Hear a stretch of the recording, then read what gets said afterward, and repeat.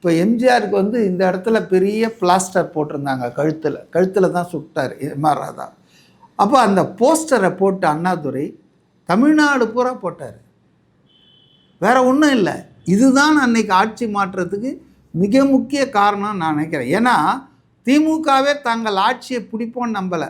முதல் தேர்தலில் ஒன்றும் வரல, ரெண்டாவது தேர்தல் 15, அப்புறம் ஒரு 50, அப்படி தான் அடுத்தது இதில் ஒரு 70 வரலாம் தான் நினச்சாங்க. இல்லைன்னா அண்ணா வந்து எம்பி சவுத் சென்னையில் எம்பிக்கு போட்டி போட்டு எம்பி ஆகிட்டார்.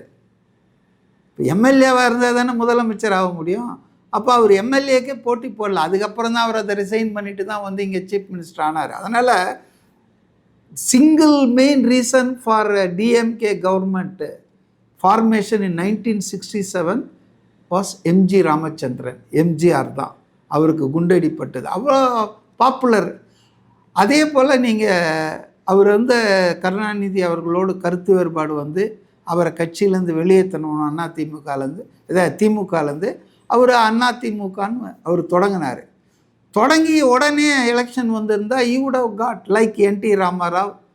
அது வந்து 5 வருஷம் அவர் காத்திருக்கல. டேட் ஆஃப் அசம்பிளி எலெக்ஷனுக்காக அவர் காத்திருந்தார். அதனால் இவர் பழனிசாமி சொல்கிற மாதிரி ஒரு ஆள் வந்து அங்கே வரணும் அப்படின்னா சிஎம் போஸ்ட் ஒன்று கவர்மெண்ட் ஜாப் இல்லை.